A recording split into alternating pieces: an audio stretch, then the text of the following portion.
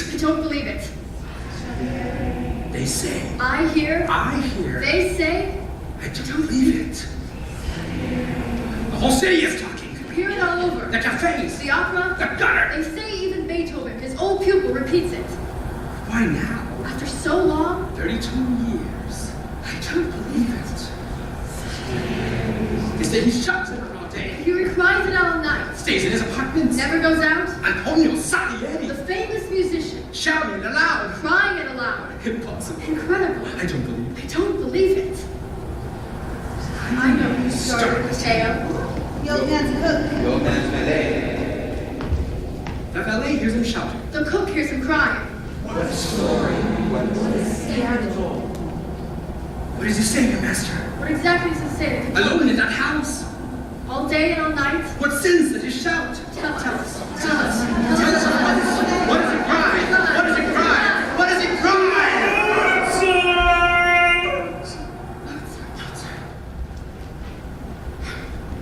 Perdonami, Mozart. Il tuo assassino ti chiede perdono. Mercy, Mozart. Mozart, have mercy. He speaks in Italian when excited. German when not. Perdonami, Mozart. Pardon your assassin. There was talk once before, you know. 32 years ago. When Mozart was dying. He claimed he had been poisoned. Some say he accused the man. Some say that man was Salieri. Nobody believed it. They knew what he died of. Syphilis, surely. Like everybody else. What if Mozart was right? If he really was murdered. And by him, Arthur's Capel by his throat. Antonio Salieri. Oh, it can't possibly be true. It's not actually credible. Why on earth would you do it? And why confess now? After 32 years? Mozart, perdonami. Il tuo assassino ti chiede perdono. What do you think? I don't believe it. All the same. Is it just possible? Did he do it after all? Did he do it after all? Yes.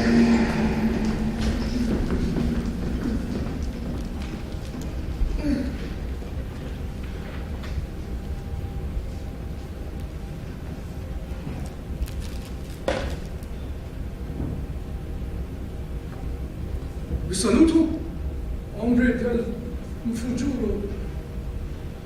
Antonio Salieri a vostro servizio. I can almost see you there in your ranks, waiting for your turn to live. Ghosts of the future, be visible. Be visible, I beg you, and be my confessors. I need you desperately. This is the last hour of my life. Those about to die implore you. What does it take? An invocation, yes. That's how it's always done in opera. An invocation. Ghosts of the future, appear you, the yet to be born, the yet to hate, the yet to kill, appear posterity. Oh, it worked. I can see you. Oh, that is the result of proper training. I studied invocation with Gluck. He was a master. He had to be. In those days, that's what people went to the opera to see, the racing of ghosts and gods. Nowadays, they prefer to watch the escapades of hairdressers. Scusate, invocation is an exhausting business. I need refreshment. Oh, it's a little repellent, I know. Forgive me. Thy first sin is gluttony. Infantine Italian gluttony. From the age of 3 to 73, my entire career has been conducted to the taste of almonds and sprinkled with sifted sugar, Viennese biscuits, and Milanese macaroons, snow dumplings with pistachio sauce. Do not judge me too harshly for this. My parents were provincial subjects of the Austrian Empire. Lombardy merchant and his Lombardy wife. All they required of God was that he protect commerce and keep them forever preserved in mediocrity. My own requirements were somewhat different. I wanted fame. Not to deceive you, I wanted to blaze like a comet across the firmament of Europe. Yet only in one special way, music. Absolute music. A single note of music is either right or wrong. Absolutely. Not even time can change that. Music is God's art. I saw him every Sunday when I was a boy, painted up there on the church. Flanking wall. I mean an old candle-smoked God in a mulberry robe, staring out at the world with dealer's eyes. Tradesmen had put him up there, you see? And those eyes made bargains, real and irreversible. You give me so, I give you so, no more, no less.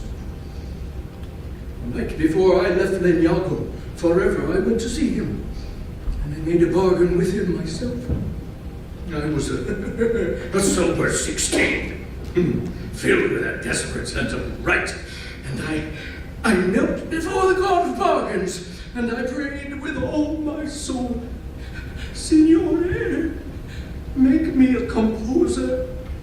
Grant me sufficient fame to enjoy it, and in return, I will live my life with virtue, and I will honor you with much music all the days of my life. And as I said, Amen, I saw his eyes flare.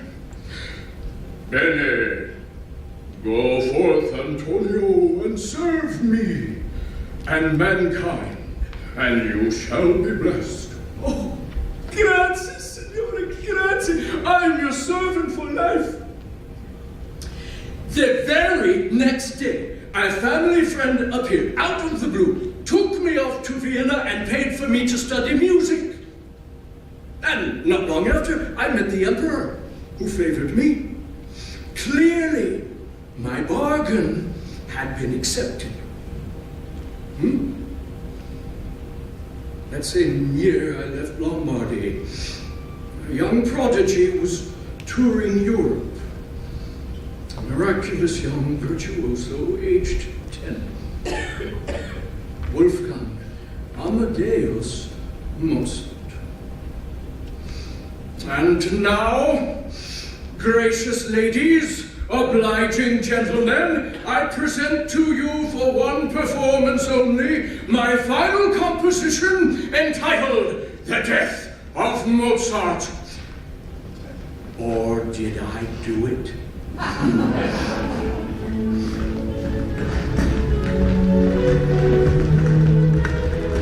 The place throughout is Vienna. The year to begin with, 1781. The Age of Enlightenment, that clear time before the guillotine fell in France and cut our lives in half. I'm 31, already a prolific composer in the Austrian court. I own a respectable house and a respectable wife, Teresa. I do not mock her, I assure you. I required only one thing of a domestic companion, lack of fire, and in that omission, Teresa was conspicuous. I also had a prize pupil, Caterina Cavalieri. She was later to become the greatest singer of her age, but for now she was merely a bubbling student with merry eyes and a sweet, eatable mouth. I was very much in love with Katrina, or at least in lust. But because of my vow to God, I had remained completely faithful to my wife. I never laid a finger on the girl, except to occasionally depress her diaphragm in the way of teaching her to sing. My ambition burned with an unquenchable flame. Its chief goal at that time was the post of First Royal Kapellmeister, then held by Giuseppe Bonham, aged 70 and apparently immortal. Now you will be told that we musicians of the 18th century were merely servants, the willing slaves of the well-born and the well-to-do, and that's quite true. It's also quite false. Yes, we were servants, but we were learned servants. and we used our learning to celebrate men's average lives. We took unremarkable men, run-of-the-mill bishops, ordinary generals and statesmen and wives, and we sacramentalized their mediocrity. We gave them processions for their strutting, serenades for their rutting, high horns for their hunting, and drums for their wars. Trumpets sounded when they entered the world, and trombones groaned when they left it. Our music remembered long after their politics were forgotten. So you tell me, before you call us servants, who served whom? And who in your generations, I wonder, will immortalize you? Sir, I was the greatest musician in the city of musicians, and then suddenly, without warning, Mozart has come up. These are my venticelli, my little winds, as I call them. The secret of successful living in a large city is always to know to the minute what is going on behind your back. He's been in Salzburg and now he's left it. Walked out in anger. He's here to buy work. Means to give concerts. Asking for subscribers. I've known of him, of course, for years. Tales of his prowess were told all over Europe. I hear he wrote his first symphony at age 5. I heard his first concerto at age 4. A full opera at 14. How old is he now? 25. How long is he remaining? He's not departing. He's here to stay. You are required to commission a comic opera in German from Herr Mozart. Johann von Struck, royal chamberlain, court official to his collarbone. Why in German? Italian is the only possible language for opera. Count Orsini Rosenberg, director of the opera, benevolent to all things Italian, especially myself. The idea of a national opera is dear to His Majesty's heart. He desires to hear pieces in good, plain German. Yes, but why comic? It is not the function of music to be funny. Baron van Swieten, prefect of the Imperial Library, ardent Freemason, yet to find anything funny. Known for his enthusiasm for old-fashioned music as Lord Fugue. I heard a remarkable serious opera last week from Mozart, Idomeneo, King of Crete. I heard that too. A young fellow trying to impress beyond his abilities. Too much spice. Too many notes. Nevertheless, kindly convey the commission to him today. I believe you are going to have trouble with this young man. He was a child prodigy. That always spells trouble. His father is Leopold Mozart, a bad-tempered Salzburg musician who dragged the boy endlessly around Europe, thinking he can play the keyboard blindfold with one finger and that sort of thing. All prodigies are hateful. Non è vero, compositore? Diventano sempre più sterili con gli anni. Decisamente. What are you saying? Nothing, Herr Chamberlain. Niente.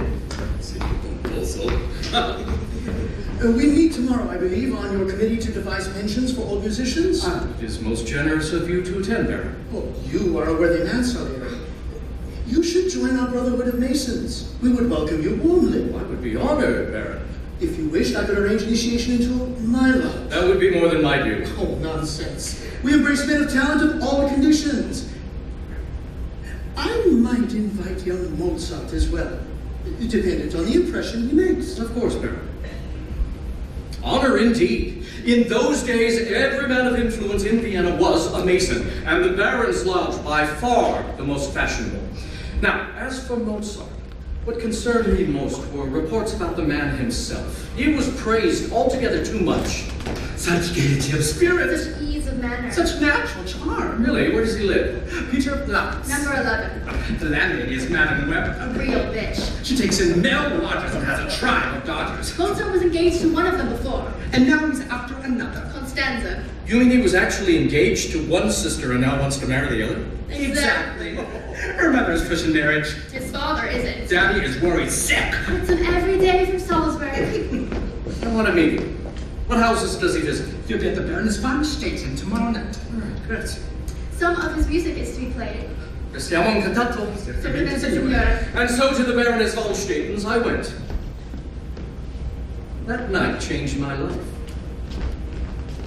I had just entered the library to take first a little refreshment, and I had sat down in a high-backed chair, unobservable, as it happened, to anyone who might come in.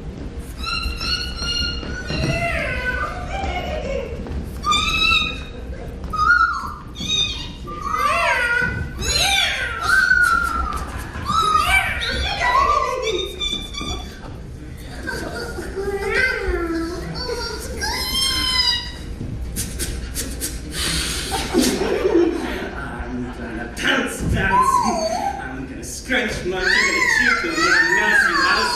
I'm gonna tear it to bits with my paws claws.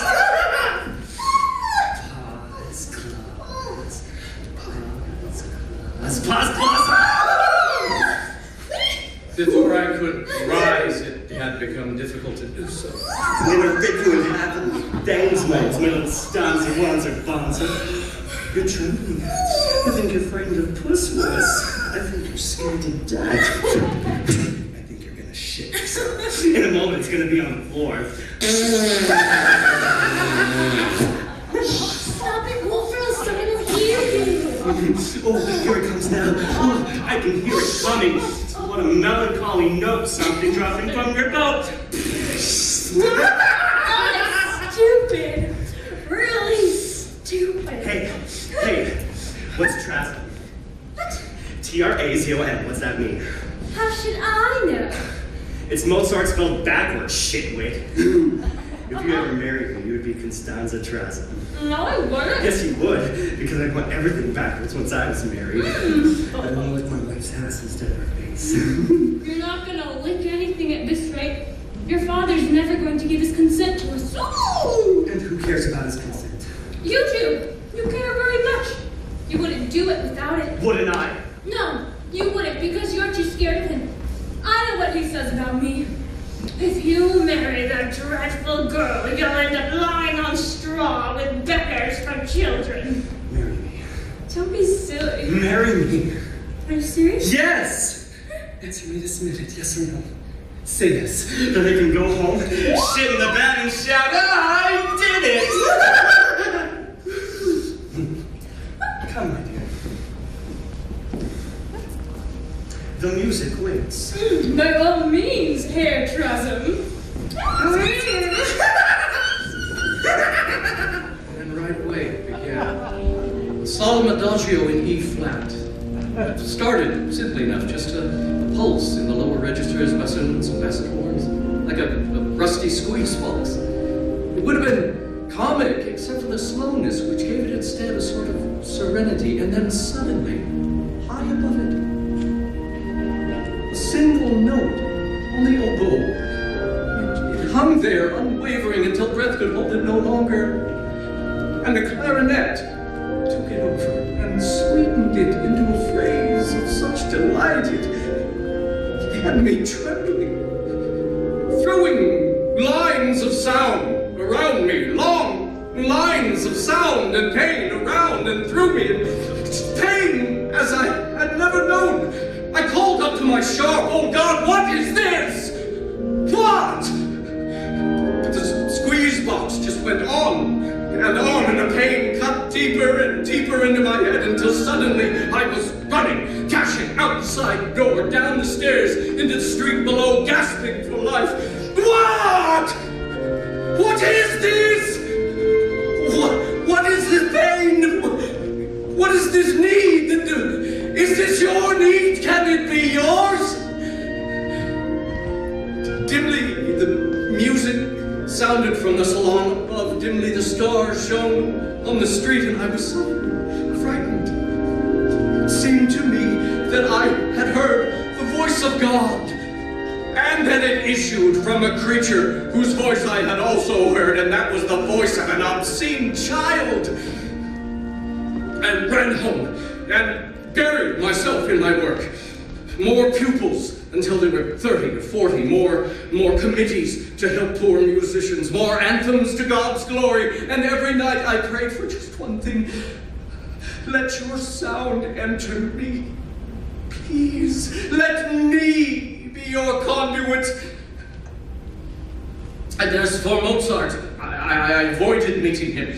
I sent out my Venticelli for whatever scores of his could be Six found. fortepiano sonatas composed at Munich. 2 in Mannheim. A Phrygian symphony. Well, clever. They were all clever, but to me they seemed completely empty. Divertimento in D. Occasione in G. A grande in E flat. Ah, the same. Conventional. I mean, even boring. The productions of a precocious youngster, Leopold Mozart's swanky son. Nothing more, obviously. That serenade had been an exception in his work, the sort of happy accident that might visit any composer on a lucky day. Had I, in fact, been simply taken by surprise that the filthy creature could write music at all, now suddenly I felt immensely cheered. I would seek him out and welcome him to Vienna myself. Fete and fireworks, gentlemen, Mozart is here. He is waiting below. The Emperor Joseph II of Austria, son of Maria Theresa, brother of Marie Antoinette, adorer of music, provided it made no demands on the royal ear. Majesty, I've written a little march of welcome in Mozart's honor. May I play it as he comes in? By all means, court composer. What a delightful idea. Have you met him yet? Not yet, Majesty. Fete and firework, what fun. Strap, bring him up at once. Oh, mon Dieu, I wish we'd have a competition. Mozart against some other virtuoso, 2 keyboards in contest. Wouldn't that be fun? Very. Not to me, Majesty. In my view, musicians are not horses to be run against one another. Ah, well, there it is. Herr Mozart, Majesty. Ah, splendid. Court composer, allons, admit him, please.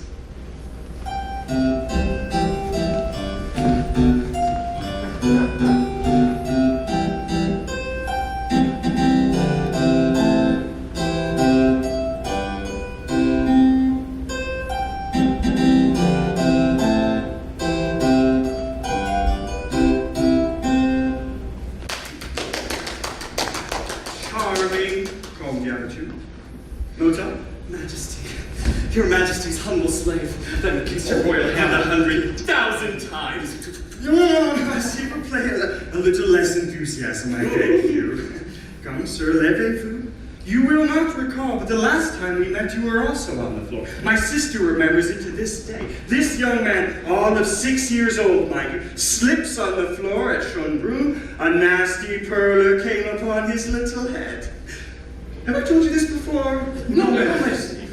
Well, my sister Antoinette runs forward, picks him up in her arms herself, and do you know what he does? Leaps into her arms, hoopla, just like that. He kisses her on both cheeks and says, Will you marry me, yes or no? Herr Mozart, I do not mean to embarrass you. You know everyone here, surely. Yes, sire, Herr Director, Herr Prefect. Delighted to see you again. But not, I think, our esteemed court composer. A most serious admission. No one who wants to know art can afford not to know Herr Salieri. He wrote that exquisite little march of welcome for you. It was a trifle, Majesty. Nevertheless, I am honored, signore. Ideas to be poured out of him, don't they, Strap? Endlessly, sire. Well done, Salieri. Well, then it would be my pleasure to introduce you. Court composer Salieri, Herr Mozart of Salzburg. Finalmente. Che gioia. Che diletto straordinario. Grazie, signore. Mille milioni di benvenuti. Sono commosso, è un onore eccezionale incontro alla compositore brillante ma massissimo. Grazie. Tell me, Mozart, have you received the commission for our opera? Indeed I have, sire. I am so grateful I can hardly speak. I swear to you that you will have the best, the most perfect entertainment ever offered a monarch. I've already found a libretto. Have you? I didn't hear of this. Forgive me, Herr Director, I entirely omitted to tell you. Ask why.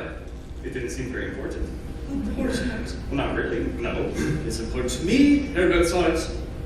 Yes, I see that. Of course. And you pray, is it by? Stephanie. This pleasant man. But a brilliant writer. Do you think? The story is really amusing, Majesty. The whole plot is set in... Where is it set?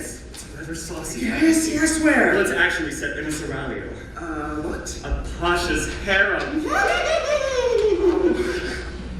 And you imagine that is suitable subject for performance at a national theater? Yes! Why not? It's very funny. It's amusing. On my honor, Majesty, there is nothing offensive in it. Nothing offensive in the world. It's full of proper German virtues, I swear. Scusate, signora. What are those exactly? Being a foreigner, I'm not exactly sure. You are being cattivo, court Not composer. at all, Majesty. Come then, Mozart. Name us a proper German virtue. Love, sire. I have yet to see that expressed in any opera. Well answered, Mozart. Scusate, I was under the impression that one rarely saw anything else expressed in opera. I mean manly love, signore. Not male sopranos screeching or stupid couples rolling their eyes, all that absurd Italian nonsense. I mean the real thing. And do you know the real thing yourself, Herr Mozart? Under your pardon, I think I did, Majesty. Bravo. When do you think it will be done? The first act is already finished. But it can be 2 weeks since you started. Composing is not hard when you have the right audience to please. So, A charming reply, Majesty. Indeed, Baron. Fête and fireworks. I see we are to have fête and fireworks. Au revoir, Monsieur Mozart. Soyez bienvenue. Majesté, je souhaite combler l'honneur de toi accepte dans la maison du père de tous les musiciens. C'est un bon moment aussi plein de lycée, mon corps, votre majesté. C'est un qui dépasse les sommets de mes Ah, well, there it is. I'll leave you gentlemen to get better acquainted. Good day, Majesty. Votre way, majesty. Good day to you. Good day. Welcome, Mozart. I shall see much more of you. Depend on it. Thank you. Bene. Then, I too wish you success with your opera. oh, I'll have it. It's going to be superb. I must tell you, I've already found the most excellent singer for the leading part. Oh, who's that? Her name is Cavalieri. Caterina Cavalieri. She's really German, but she thinks it will advance her career if she sports an Italian name. She's quite right. It was my idea. She is, in fact, my prized pupil. Actually, she's a very innocent child, silly in the way of young singers, but, you know, she's only 20. Yes. Now, I had kept my hands off Katrina, but I could not bear the thought of anyone else's on her, least of all his. You're a good fellow, Salieri. That's a jolly little thing you wrote for me. That was my pleasure. Let's see if I can remember it. Oh, no need, that's yours.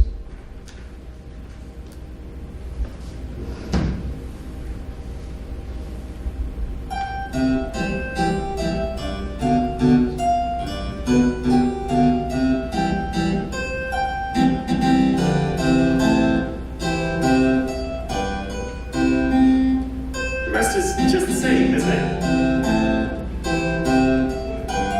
You have a remarkable memory. Grazie ancora, signore. It doesn't really work that fourth, does it?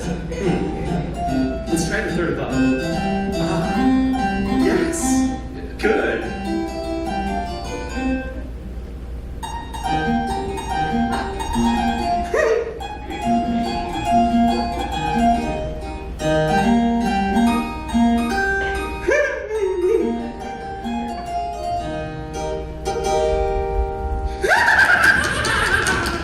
Scusate, I must be going.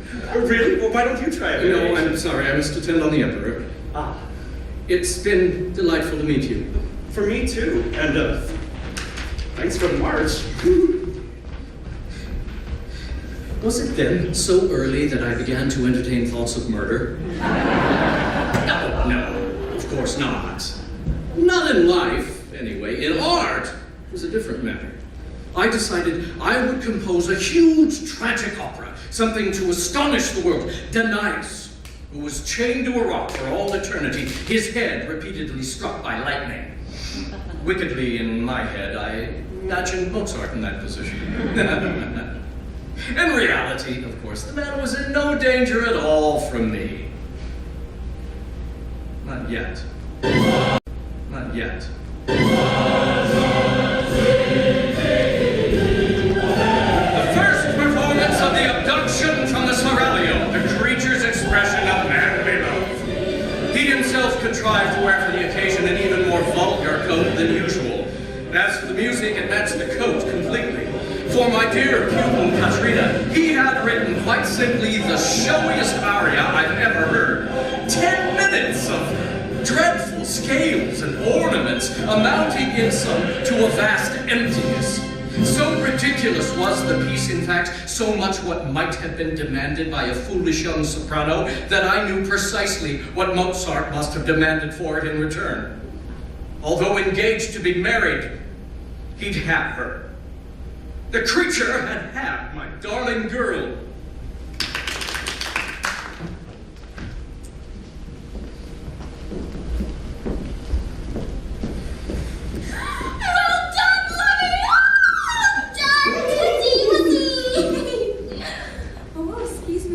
Majesty, may I present my fiancée, Fräulein Weber? Enchanté, Fräulein. Your Majesty. Constanza is a singer herself. Indeed. I'm not at all, Your Majesty. Don't be silly, Wolfram. So, Mozart. A good effort. Decidedly that, a good effort. Did you really like it, sire? I thought it was most interesting. Yes, indeed. Trifle, how shall one say? How does one say? Director? Too many notes, Your Majesty. Very well put. Too many notes. I don't understand. Oh, don't take it so hard, my dear friend. There are only so many notes an ear can hear over the course of an evening. I think I'm right in saying that, aren't I? A court composer? Oh, well, yes, Majesty, I would say yes on the whole, yes. There you are. It's clever, it's quality work, it's German, and there are simply too many notes. Do you understand me? There are just as many notes, Your Majesty, neither more nor less, as are required. Huh. Well, there it is.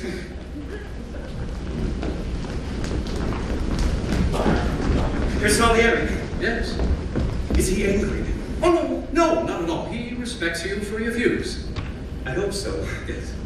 What did you think yourself, sir? Did you care for the piece at all? Oh, yes, of course, Mozart. At its best, it's truly charming. And at other times?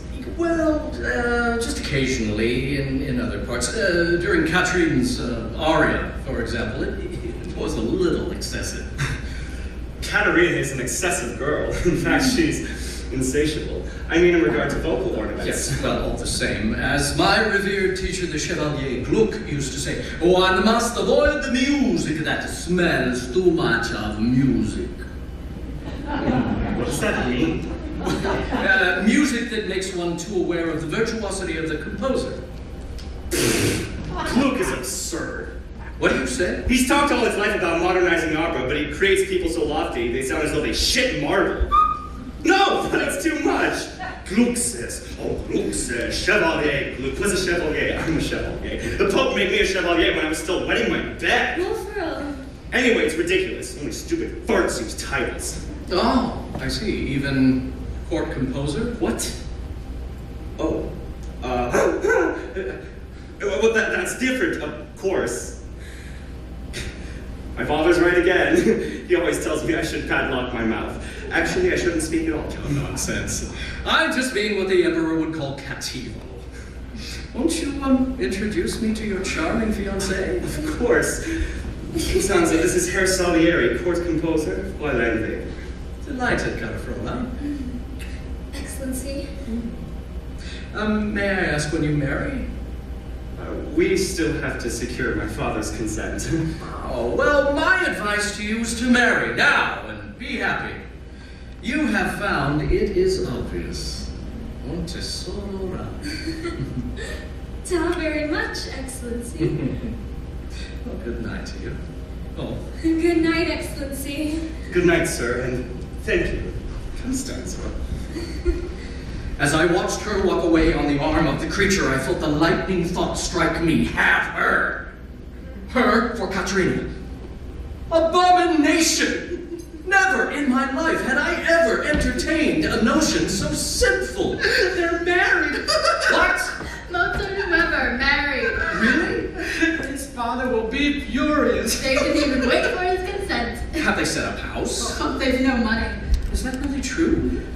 He lives wildly extravagant. It's way beyond his means. But he has pupils. Only 3. Why so few? It's He embarrassing. makes scenes. Makes enemies. Even Strack, whom he cultivates. Chamberlain Strack, only last night. At Kapellmeister Bonner's. 7 months in this city and not one job. I'm not to be tried again, is that it? Of course not. I know what goes on. And so do you. Vienna is completely in the hands of foreigners, worthless Italians. Please, court composer Salieri. Hush! Did you see his last opera, The Stolen Bucket? Did you? Of course I did. Whoa. Unbearable.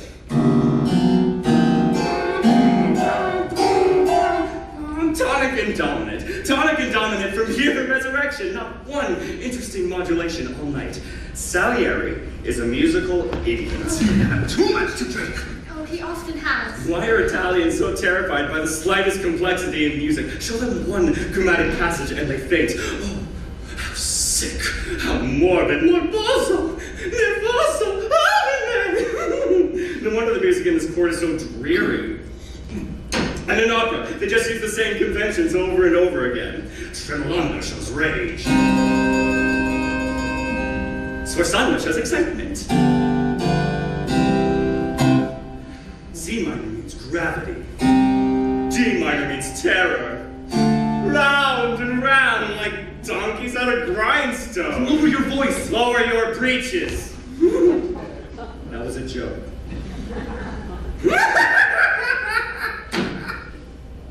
You look like a toad. I mean your waistcoat. And you were goggling like a toad. You'd do best to retire tonight for your own sake. Salieri has 50 pupils. I have 3. How am I to live? I'm a married man now. Of course I realize you don't concern yourself with money in these exalted circles. All the same, do you know that behind his back, His Majesty is known as Kaiser Keep It? Mozart! I shouldn't have said that. Forgive me, it was just a joke. Another joke. I can't help myself. We're all friends here, aren't we? What's wrong with him? No, please. Your hand, please. First. Give me a post, sir. That's not my power, Mozart. The Princess Elizabeth is looking for an instructor. One word from you could secure it for me. I regret that it's solely in the recommendation of Court Composer Salieri. Do you know I am better than any musician in Vienna? Do you? Italians! I'm sick of them! Italians everywhere! The girl who doesn't love me, the girl who doesn't love me, the girl who doesn't love me can lick my ass instead. Nearly 1 month later, that vow of revenge became more than a thought.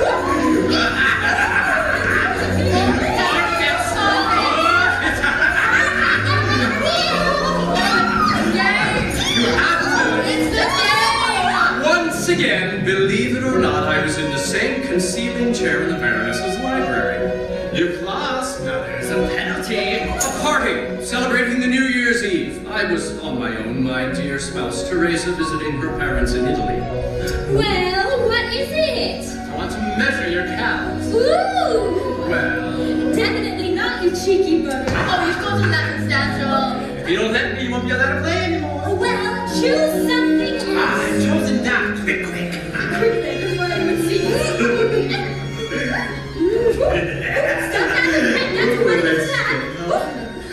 That's 17 inches need to be. Okay, now, let me do it. Wait, oh, yes, it is. You're not going to do it now.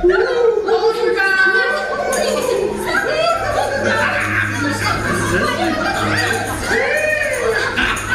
Constanza! Ladies, gentlemen, if you please. It's only a game, little girl. We meant no harm. On my word. Come down, please. Thank you. We'll see you later. Now, Mozart, don't be pompous. Please excuse us. Now!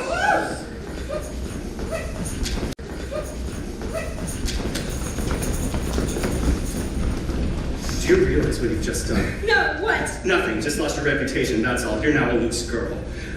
You're a married woman, for God's sake. A young wife is not allowed her legs to be handled in public. Couldn't you have at least measured your own ugly legs? What? Do you know what you've done?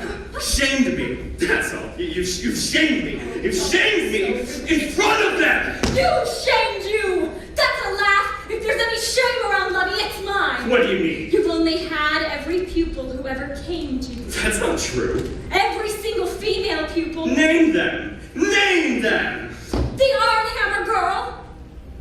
Katerina Cavalieri! That sly little whore. She wasn't even your pupil. She was Salieri's, which actually, my dear, may be why he has hundreds and you have none. He doesn't drag them into bed. Well, of course he doesn't.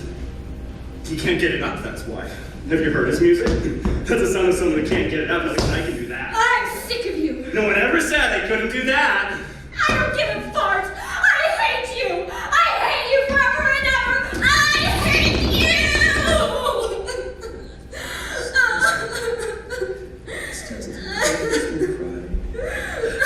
It's weird when you cry. I didn't want you to look cheap in people's eyes. Here. Beat me. Do it. I'm your slave. Stanzi Marini. Stanzi Marini Beanie Beanie. I'll just stand here like a little Lemon Bear strokes. Here, do it. No. Bettina Tesoro. No. Stanzi Renzi Baby. Stop it. Stanzi Renzi had a fit. She had a Stacy being slick. Stop it. When you took away her skirt, Stanzi Renzi ate the dirt. Stop. Do it again. I cast myself at your stinking feet, Madonna. Oh, oh, whoa! Oh, good evening. How long have you been there? Well, I was asleep until just a moment ago. Are you two quarreling? No, of course not. Yes, we were. He's been very irritated. Oh, cut O'Hare. Tonight is a time for New Year's resolutions, and irritating lovely young ladies cannot surely be one of ours. Now, may I suggest you bring us each a sorbetto from the dining room?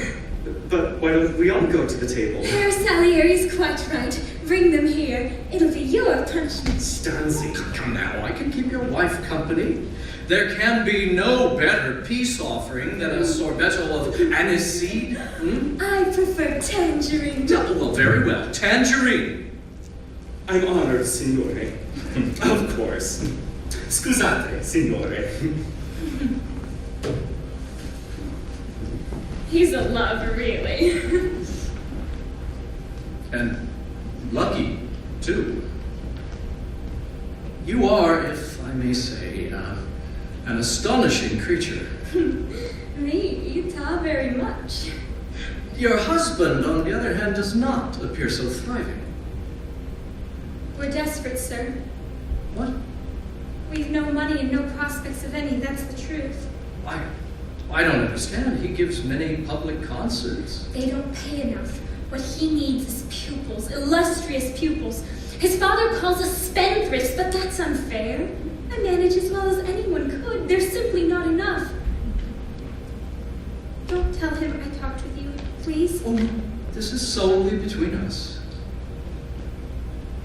How can I help? If only my husband could find regular employment, everything would be all right. Is there nothing at court? Not at the moment. No. The Princess Elizabeth needs a tutor. Really? I hadn't heard. One word from you and the post would be his. Other pupils would follow at once. Please, Excellency, you can't imagine what a difference it would make. You can't talk about this here. When then? Oh, please. Can you come see me tomorrow? Alone? I can't do that. I'm a married man. All the same.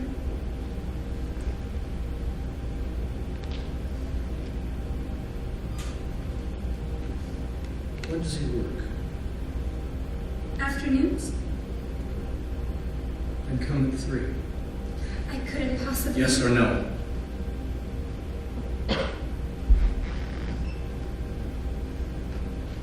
In his interests.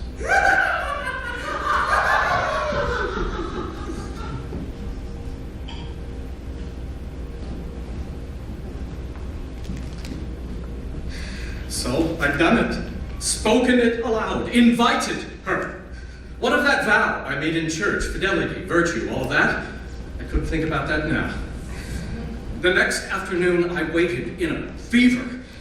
Would she come? I had no idea. And if she did, how would I behave? Was I actually going to seduce a young wife of 2 months standing? And part of me, much of me, wanted it badly. Yes, that's the word, badly. And then suddenly, on the stroke, she'd come. She'd come. Grazie.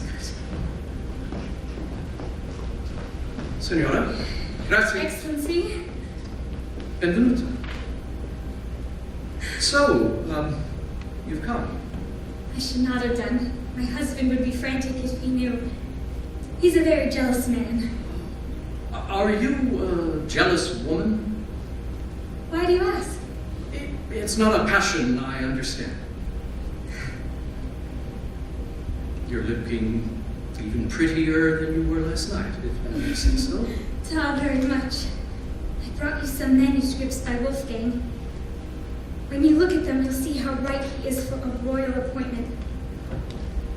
Will you look at them, please, while I wait? What do you mean now? Yes, I have to bring them back with me. He'll miss them otherwise. He doesn't make copies. These are all the originals. Oh, please, sit. Allow me to offer you something special. What's that? Capezzole di Venere, nipples of Venus, Roman chestnuts in brandied sugar.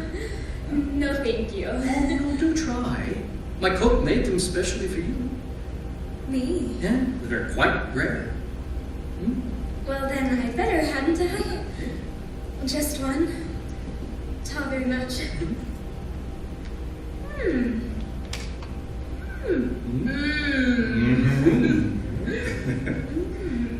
They're delicious. Aren't they? Here, have another. I couldn't possibly.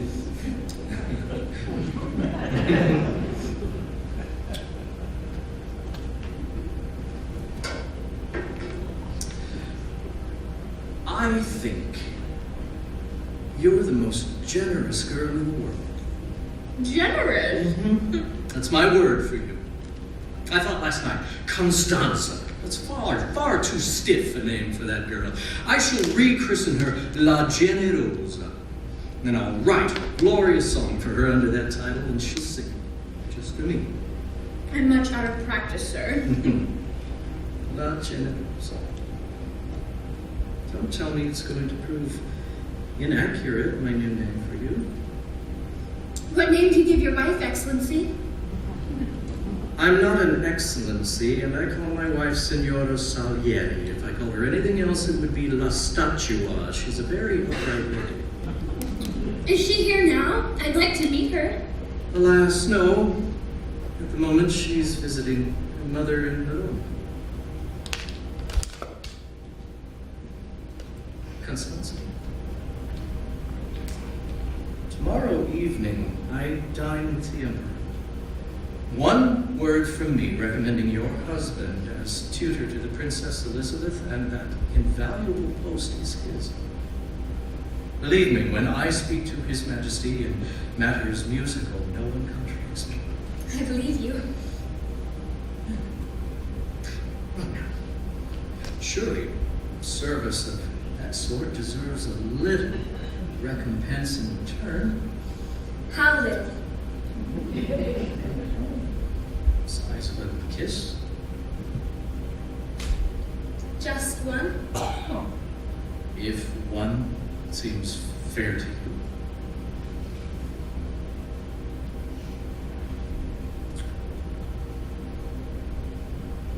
Does it?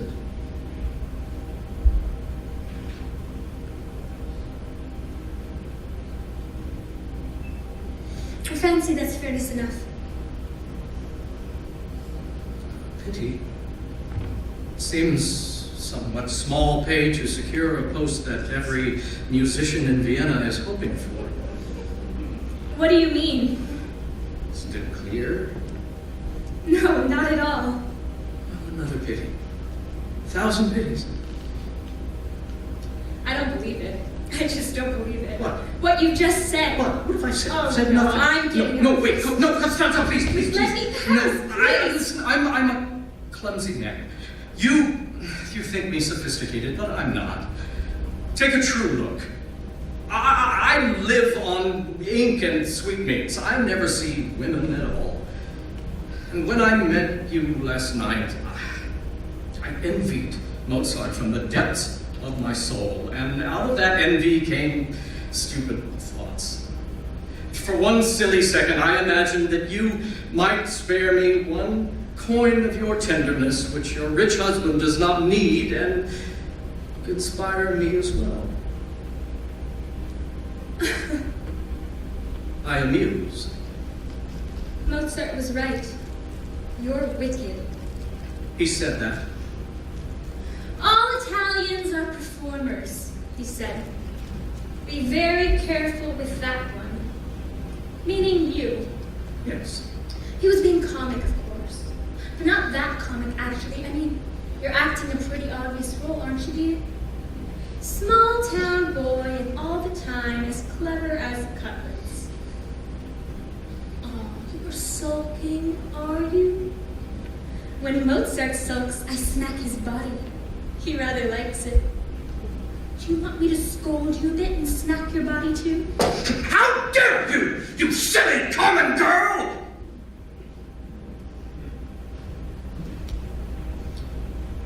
Forgive me. Let us confine our talk to your husband. He is a brilliant keyboard player, no doubt, but the Princess Elizabeth also requires a tutor in vocal music, and I'm not sure he's the right man for that. I would like to look at the pieces you have brought and decide for myself if he is mature enough. I will study them overnight, and you will study my proposal. Not to be vague, that is the price.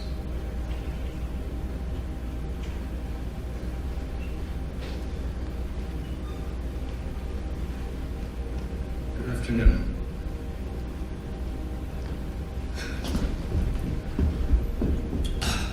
Fiasco! Fiasco!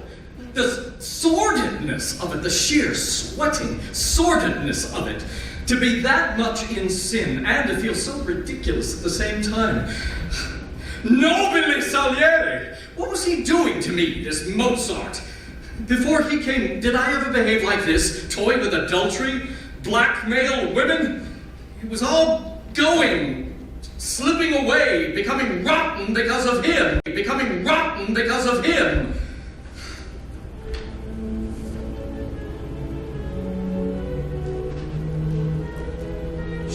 She had said that these were his original scores, first and only drafts of his music, but to me they looked like fair copies. They showed no corrections at all.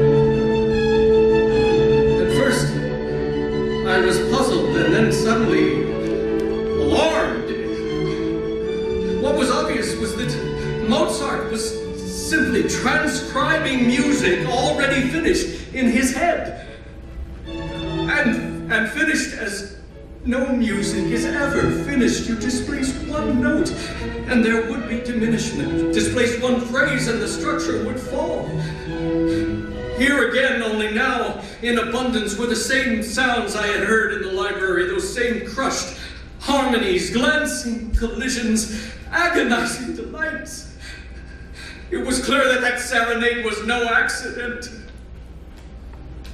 I was staring through the cage of those meticulous ink strokes and an absolute beauty.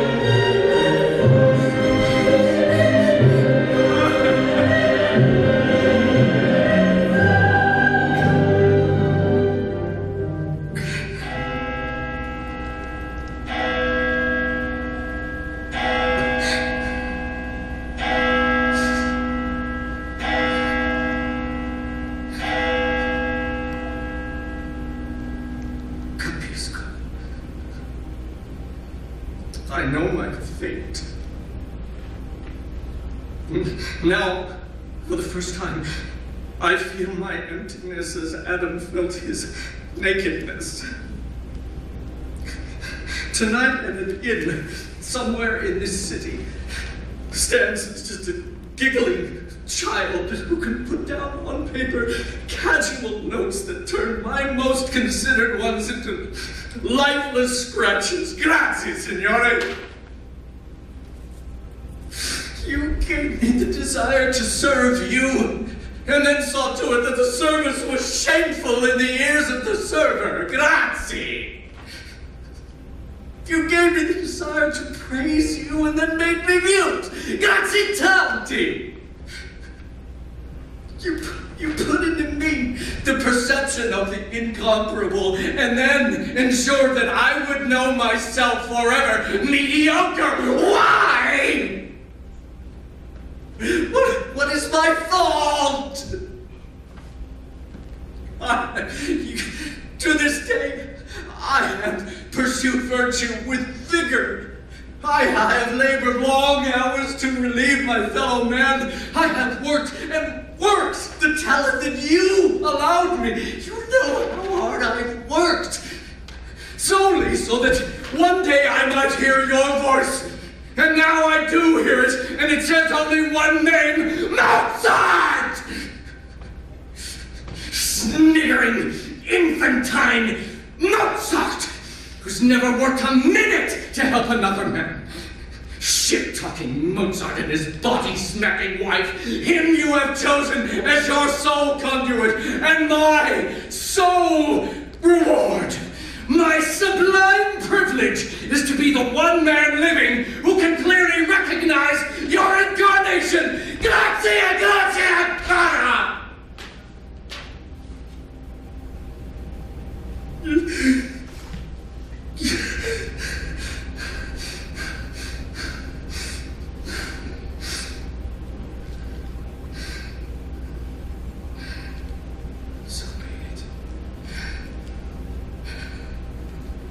From this day, we are enemies, you and I'll not accept this from you. Do you hear me? They say God is not mocked. I tell you, man is not mocked. I am not mocked. Dio injusto. You are the enemy. And this I swear, to my last breath, I will block you on this earth as far as I am able.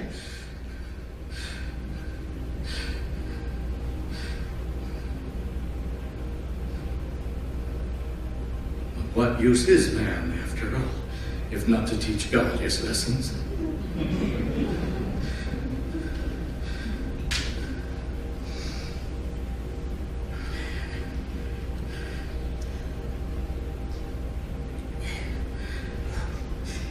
Before I tell you what happened next, God's answer to me, and indeed Constance's, please, I must stop the blather.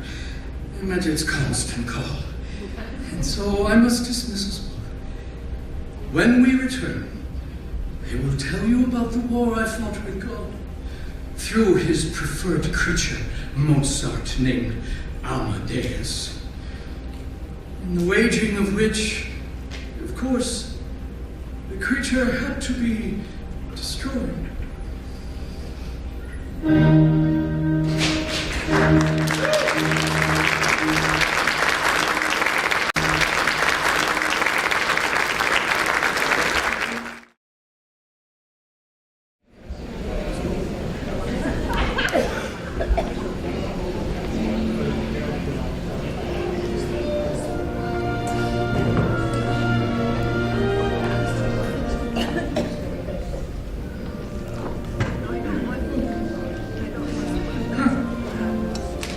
I've been listening to the cats in the courtyard. They're all singing Rossini. Obviously, cats have declined as badly as composers. On that dreadful night of the manuscript, my life acquired a terrible and thrilling rate. purpose, the blocking of God in one of his purest manifestations. I had power. You see, God needed Mozart to let himself into the world, and Mozart needed me for worldly advancement. It would be a battle to the end, and Mozart the battleground. One thing I knew of God, he was a cunning enemy. I felt the danger at once as soon as I had spoken my challenge. How would he answer? Would he strike me dead for my impiety? No, don't laugh. I was not a sophisticate of the salons. I was a small-town Catholic, full of dread. The first thing that happened, barely 1 hour later, suddenly Constanza was back at 10 o'clock at night.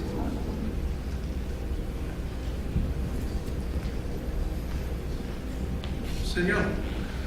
My husband is a soiree of Baron van Swieten, a concert of Sebastian Bach. He didn't think I would enjoy it. I see. Thank you. I'll ring if we need anything. Well, where do we go then? What? Do we do it in here? Why not?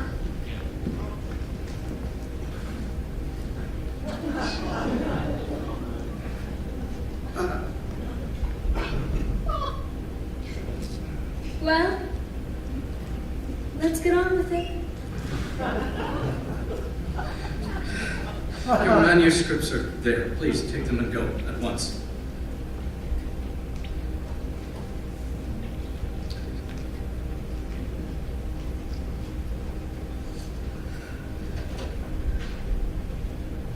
You shit. Thea, don't return! Rotten Thea! Thea!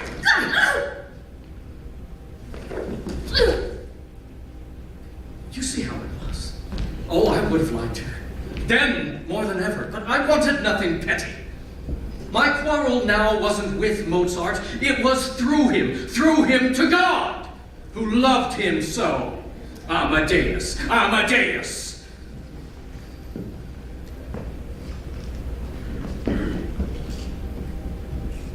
The next day, when Caterina Cavalieri came for her lesson, I made the same halting speech about coins of tenderness and dubbed the girl La Generosa. I regret that my invention in love, as in art, is limited. Fortunately, Caterina found it sufficient. She consumed 20 nipples of Venus, kissed me with brandied breath, and slipped easily into my bed. She remained there for many years as my mistress behind my good wife's back.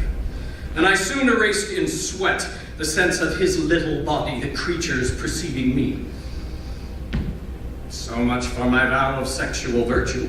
That same evening, I went to the palace and resigned all my committees to help the lot of poor musicians. So much for my vow of social virtue. And then I went to the emperor and recommended a man of no talent whatsoever to instruct the Princess Elizabeth. What of Mozart? Majesty, I cannot, in good conscience, recommend Mozart to teach royalty.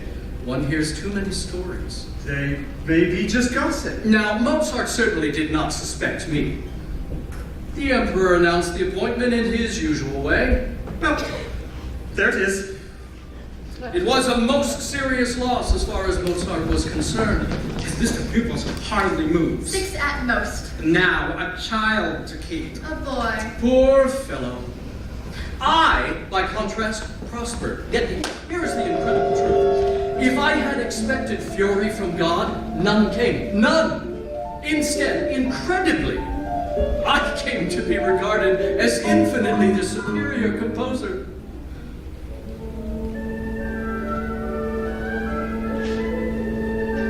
Each was played once and then totally forgotten. By contrast, my operas were played everywhere and saluted by everyone, rapturously received. People faint with pleasure. I wrote a comic opera for Vienna, La Grotta di Trofonio, the talk of the city. The cafes are buzzing. I finally finished my tragic opera opera Denius and produced it in Paris. Rapturously received. The plaudits shake the roof. Your name sounds throughout the empire. Throughout all Europe. It was incomprehensible, almost as if I were being pushed deliberately from triumph to triumph. I filled my head with golden opinions, and yes, this house with golden furniture. My own tastes were for plain things, but I denied it. The successful lived with gold, so would I. I grew confident. I grew resplendent. I gave salons and soirees and worshipped the season round at the altar of sophistication. Mozart has asked leave to write an Italian opera. Italian opera? Threat! My kingdom! And the Baron is scandalized. Why? What's the subject? Figaro. The Marriage of Figaro. That disgraceful play by Beaumarchais, that's all he can find to waste his talent on? A vulgar farce. Noblemen lusting after chambermaids, their wives dressed up in stupid disguises anyone could penetrate in a second. When I reproved him, he said I reminded him of his father. I can't imagine why he would set such rubbish to music. Because I want to write a piece about real people, Baron. And I want to set it in a real place. A boudoir. Because that to me is the most exciting place on earth. Underclothes still on the floor, sheets still worn from a woman's body. Even a piss pot brimming out of the bed. Mozart! I want life, Baron, not boring legends. Herr Salieri's recent Denies was a legend, and that did not bore the French. It is impossible to bore the French, except with real life. I had assumed that once you joined our Brotherhood of Masons, you would choose more elevated themes. Elevated. The only thing a man should elevate is his doodle. Sir, you are provoking. Has everything to be a joke with you? Excuse the language, Baron, but really, how can we go on forever with these gods and heroes? Because they go on forever. That is why.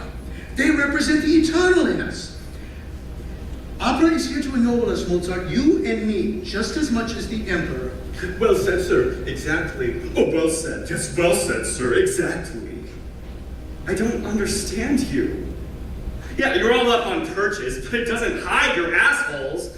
You don't give a shit about gods and heroes. If you were honest, each one of you, which of you isn't more at home with his hairdresser than Hercules or Horatius or your stupid Denius come to that? All those anguished antiques, they're all bores. Bores. Bores! All serious operas written this century are boring! Well, 999 out of 1,000. Look at us. 4 gaping mouths. What a perfect quartet. I'd love to write it. Just this moment, this now, as you are. Herr Chamberlain thinking, impertinent Mozart, I must speak to the Emperor at once. Herr Prefect thinking, ignorant Mozart, debasing opera with his vulgarity. Herr Court Composer thinking, German Mozart, what can he finally know of music? And Mozart himself in the middle thinking, I'm just a good fellow, why do they all disapprove of me? That's why opera is important, Baron, because it's realer than any play. A dramatic poet would have to put those thoughts down one after another to represent this moment of time. The composer can put them all down at once and still make us hear each one of them. Astonishing device! A vocal quartet. I tell you, I want to write a finale lasting half an hour. A quartet, becoming a quintet, becoming a sextet, becoming a septet, becoming an octet, a nonet, on and on, wider and wider, all sounds multiplying and rising together, and the together making a sound entirely new. I bet you that's how God hears the world. Millions of sounds ascending at once and mixing in his ear to become an unending music, unimaginable to us. That's our job. That's our job, we composers, to combine the inner minds of him and him and him and her, the thoughts of chambermaids and court composers, and turn the audience into God.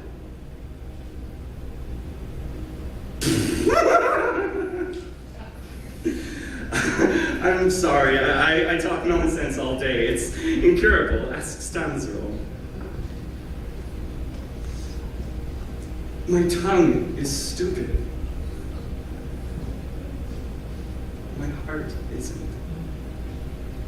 No, you are a good man. Underneath all this nonsense, I know that.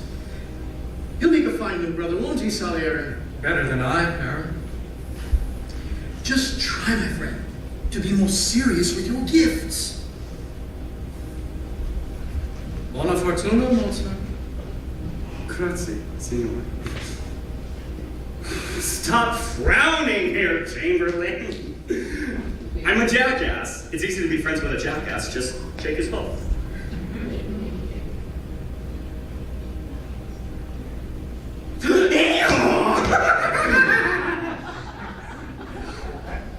Tell the Emperor the opera's finished. Finished?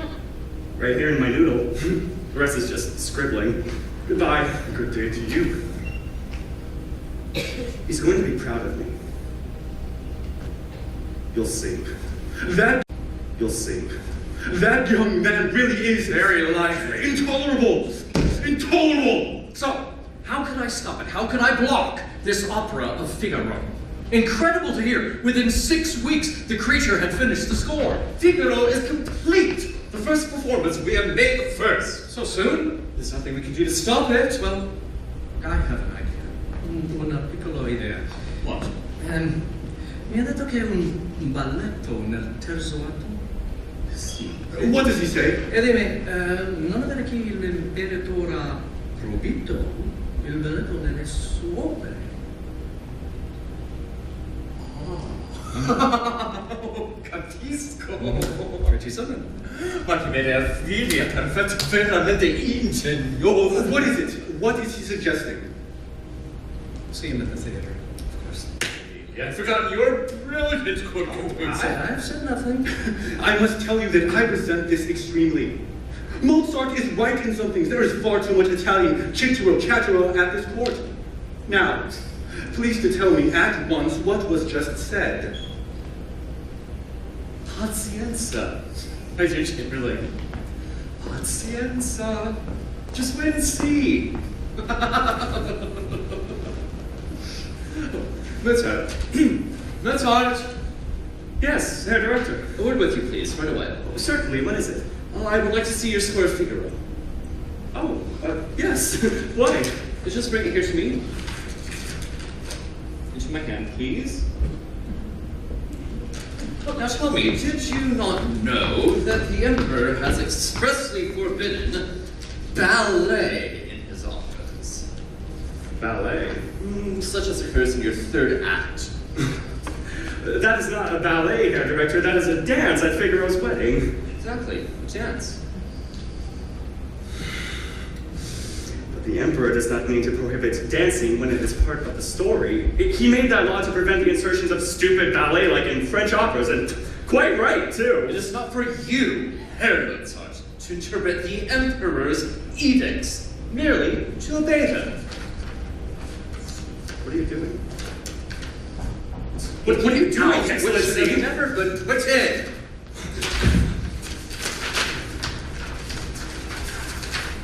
Now, sir, perhaps in the future you will obey imperial commands. But if all I chose, there will be a hole right at the climax of the story. Salieri. This is Salieri's idea. How did he think of that? Now, nothing I had done to this point could possibly have made him think that on his own. Had God given him the idea? It's a conspiracy. I can smell it. I can smell it. It's a conspiracy. Fool yourself. What do you expect me to do? The first performance is 2 days off. Write it over. That's your forte, is it not? Writing at speed. Not when the music's perfect. Not when it's absolutely perfect the way that it is. I shall appeal to the Emperor. I'll go to him myself. I'll hold a rehearsal especially for him. The Emperor does not attend rehearsals. He'll attend this one! Make no mistake, he'll come to this one and then he'll deal with you! This is you simple. Write your act again today, or Let's join the opera. That's fine. Shit pot. Sneaky. Clicky. Camera, see Rosen. Shit! Rosen! Clit! Rosen! I'll hold the rehearsal!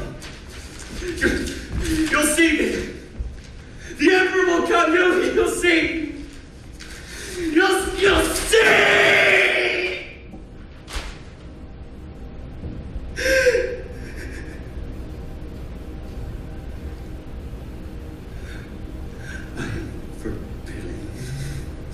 I am. But of course you know already. Know what? No matter. Mozart, permit me. If you like, I'll speak to the Emperor myself. Ask him to attend a rehearsal. You wouldn't. No, I can't guarantee he'll come, but I can try. Sir. No? Good day. Obviously, I did nothing whatever in the matter. And yet, to my total stupefaction, in the middle of the final rehearsal of Figaro the next day, Fete and fireworks, gentlemen. Good afternoon. entirely against his usual practice, the Emperor appeared. I can't wait for this Mozart, I assure you. J'ai prévoir de Marvel.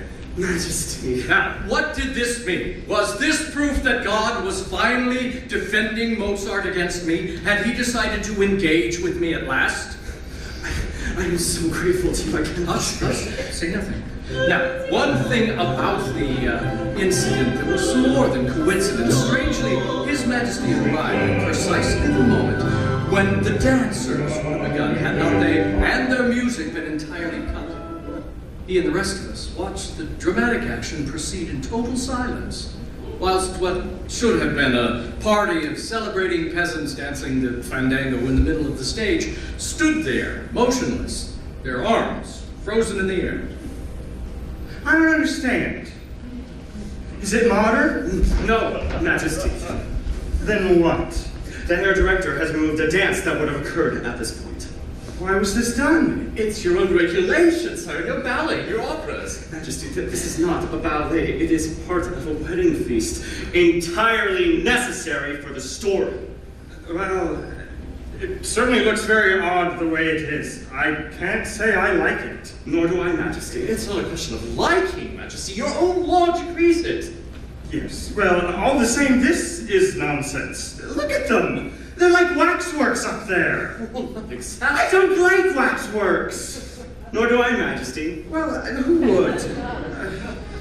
What do you say, Salieri? Well, Italians are fond of waxworks, Majesty. Our religion is largely based upon them. You are being cattivo, court composer.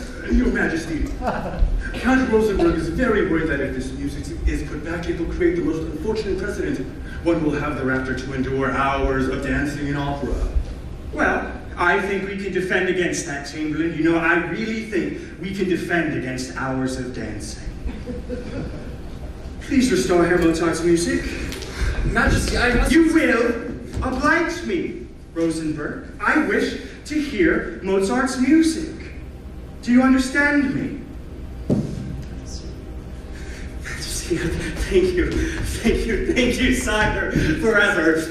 Yes, very good. A little less enthusiasm, please, I thank you. Excuse me. Well, there it is. And so Figaro was produced. In spite of all my efforts, I sat there in my box on May the 1st, 1786, and watched it happen. Conspicuous defeat for me, and yet strangely exciting. My march. My poor little march of welcome, changed by him to enchant the world forever.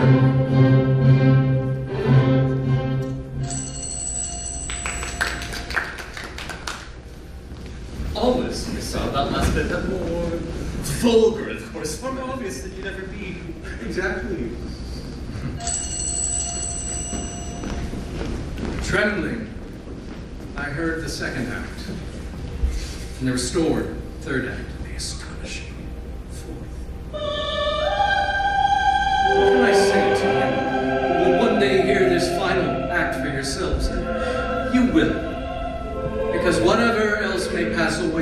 must remain. I saw a woman dressed in her maid's clothes hear her husband offer the first tender words he has uttered in years simply because he thinks she's her servant.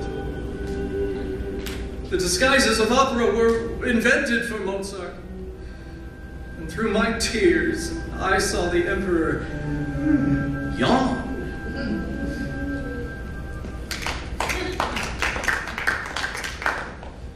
Most ingenious Mozart, you are coming along nicely. But we must omit encores in the future. It really makes things far too long. Make a note, Rosenberg. Majesty.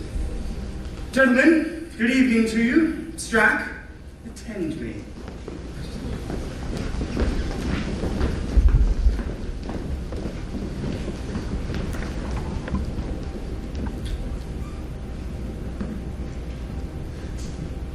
Salier, Yes. what do you think? Do you think I am coming along nicely? I think the piece is extraordinary. I think it's marvelous, yes. I'll tell you what it is. It's the best opera yet written, that's what it is. Best opera yet written, that's what it is. And only I could have done it. No one else living. Rosenberg is furious. You'll never forgive Mozart. I'd do anything to get back at him. So it wasn't hard to get the piece canceled. I saw to it through the person of the resentful director that in the entire year, Figaro was played only 9 times. Withdrawn! Absolutely no plans for its revival! Well, I commiserate with you, my friend, but if the public does not appreciate one's work, one should accept that fact gracefully. And surely they did not. It's too complicated, sir. Tiresome. All those harmonies. Never a good bang at the end of songs, so you know when to clap. Obviously, I wouldn't have to plot too hard against his operas in future. I must concentrate on the man now. I decided to spend as much time with him as I could, to learn everything I could of his weaknesses. I'll go to England. England loves music. That's the answer. We were, yet again, in the library of the Baroness Waldstein. That room fated to be the scene of so many ghastly encounters between us. I was there when I was a boy. He absolutely adored me. I had more kisses than you had cakes. When I was a child, people loved me. Well, maybe they will again. Why don't you go to London and try? Because I have a wife and child and no money. I wrote to Papa to take the boy off my hands just for a few months so I could go. And he refused. He's a bitter man, of course. After he finished showing me off around Europe, he never went anywhere himself. He just stayed in Salzburg year after year, kissing the ring of a fart bishop and lecturing me. The real thing is, you see, he's jealous of me. He'll never forgive me for being cleverer than he is. I'll tell you a secret. Leopold Mozart is just a jealous, dried-up old turd. And I actually detest him. Mozart. Leopold Mozart. Leopold Mozart is dead.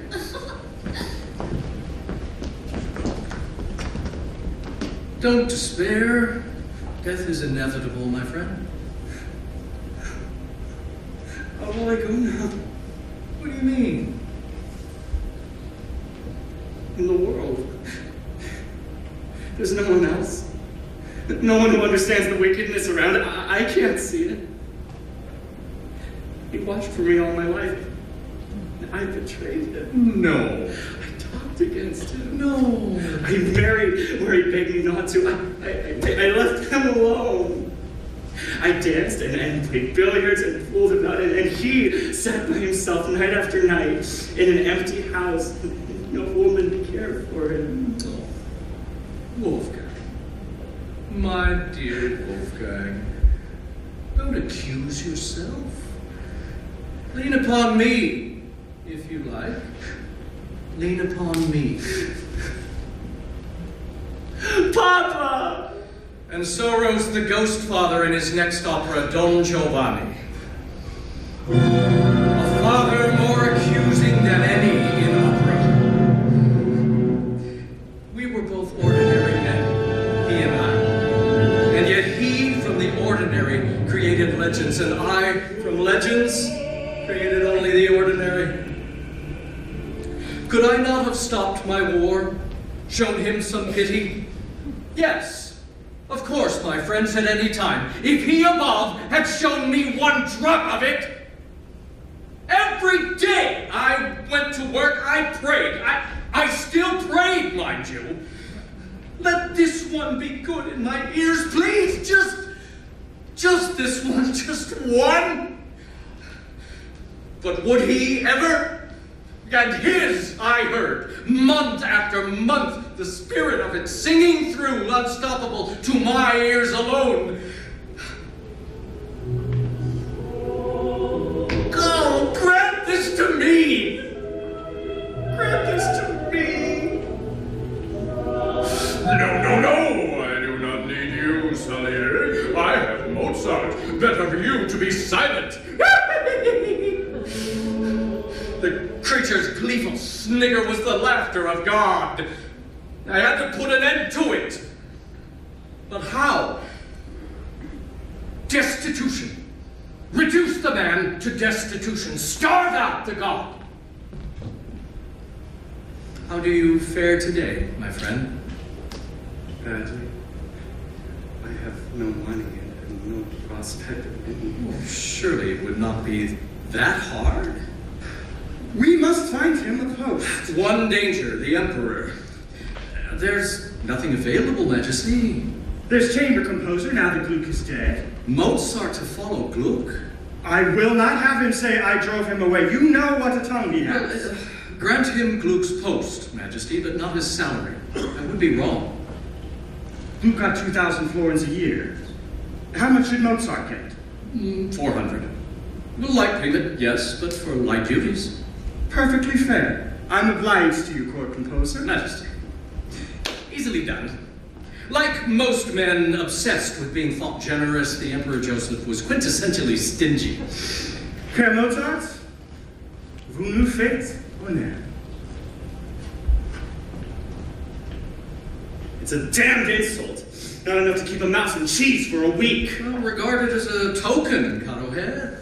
When I was young, they gave me snuff boxes. And now it's tokens. And for what? Pom-pom for fireworks, twang-twang for conga dances. I'm sorry it's made you angry. I'd not have suggested it if I'd known you'd be distressed. You suggested it? I regret I was not able to do more. Forgive me. You are a good man. I can see that now. You are truly a kind man, and I am a monstrous fool. No. You make me ashamed. No, Excellent man. no. S'il vous plaît, a little less enthusiasm, baby. I shall see you again soon. Of course. Yes. Why not come visit me? I will. Bene. Ah, my friend. My new friend.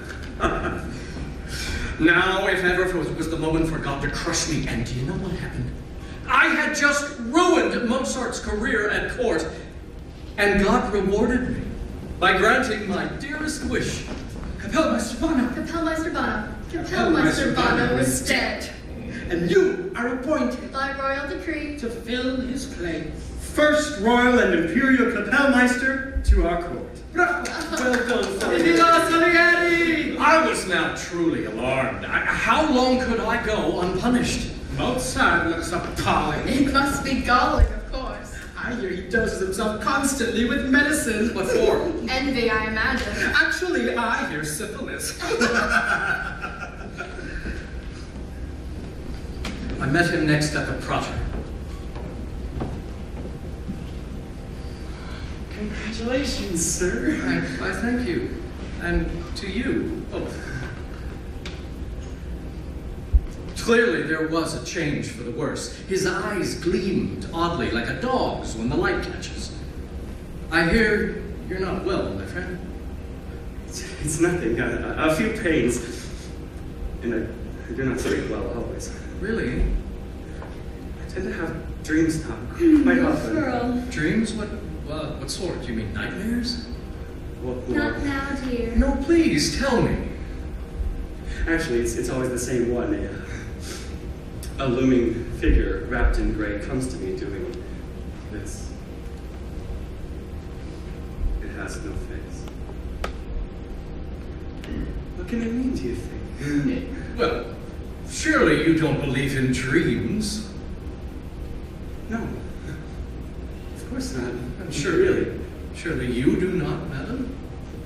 I never dreamed, sir. Things are unpleasant enough to me awake. It's all fancy of us. If Wolfgang had proper work, he might dream less, First Captain. Stancy, please, excuse us. Sorry. Come, dearest, we are well enough. Thank you. He's growing British. No question. Great figures, no face. Well, his circumstances make him anxious, I fancy. I hear they moved house again. It's a real slum. Really?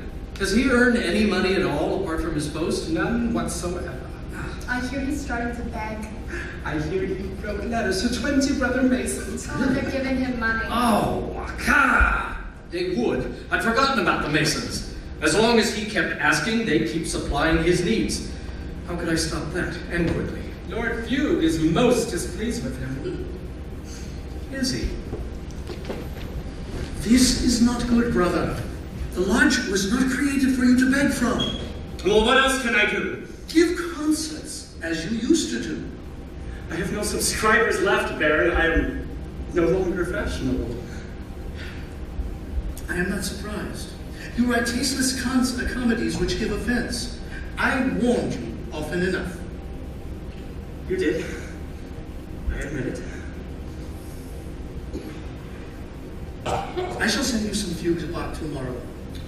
You shall prepare them for my Sunday concert, and you shall have a small fee.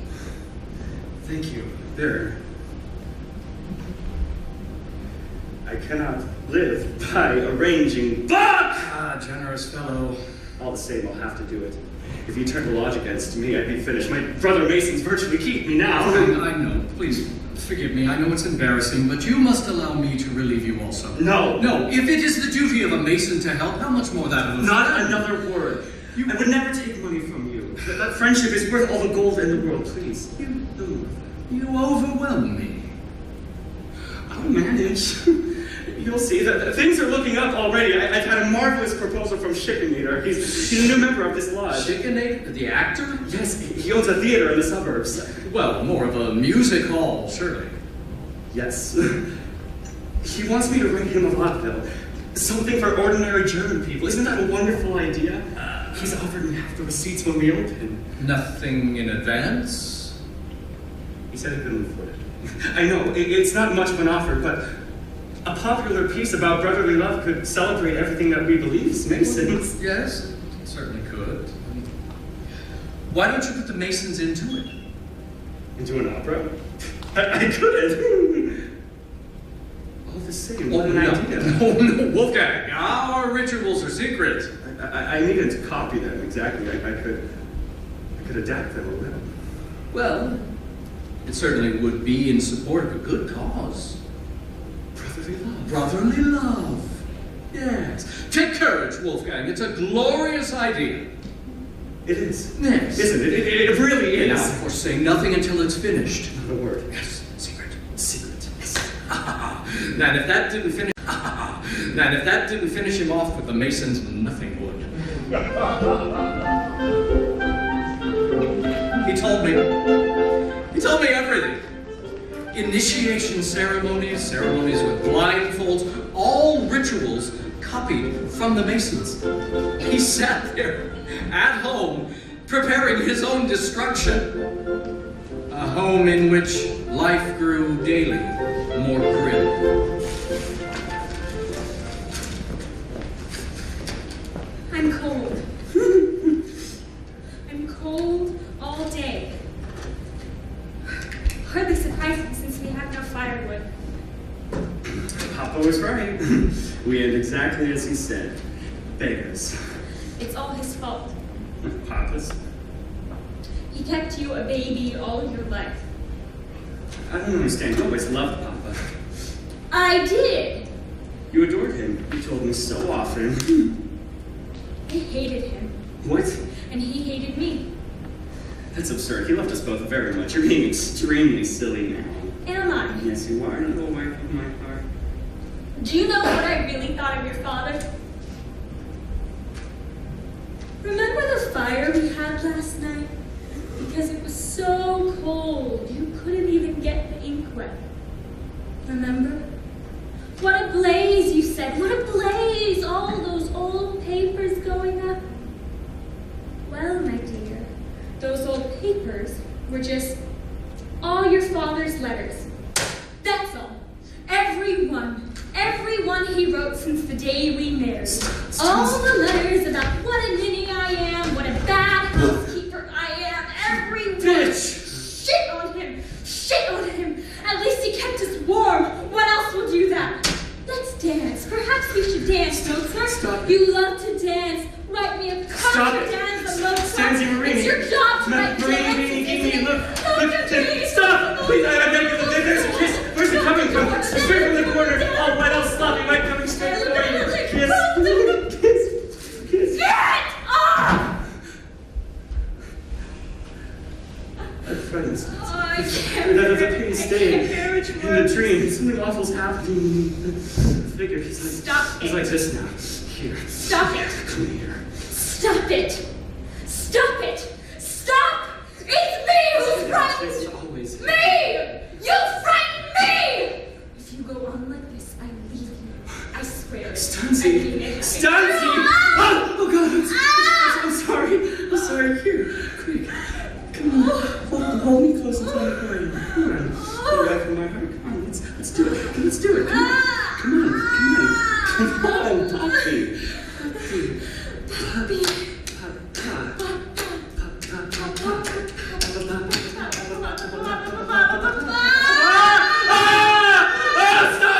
And suddenly she was delivered, a boy, Poor little imp. to be born to that couple In that room. with that money. The father of baby himself.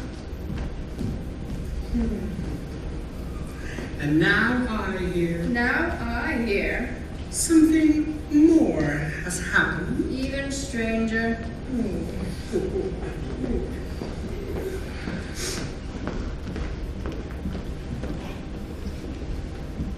She's gone. What do you mean? Constanza's gone away. Just for a while, she says it. She's taken the baby and gone to Baden to the spa. It'll cost us the last money we have. But why? She's right to go. It's my fault. She thinks I'm mad. Oh, surely not. Perhaps I am. I think maybe I am. Wolfgang. This morning, I saw a figure, much like the one in my dream, only this time it was clear, not misty, and I was awake, in my room, in broad daylight. Oh God, I spoke. It was terrible. Wolfgang, please, here, calm yourself. Now just tell me what happened. I was seated at my table working, and suddenly there came 3 sharp knocks, and a figure, muffled in gray, entered, but this time it had a face. A death's head. Glaring at me with frozen eyes, sunk deep in little caves of bone. And then it spoke. Something horrible, like a man hissing. It said, Wolfgang Mozart. You are required now by my master to write a requiem mass. It must be finished by the time you see me next, and you will tell no one. I asked, who is dying? Who is this requiem for, and who is your master? Know only this. He will be much displeased with you if it is not ready when required. Therefore, write quickly. And he turned around. I went to the window to see him appear down the street, but he didn't. He vanished. No, this is simply morbid fancy, my friend. It was all in there, and only in there.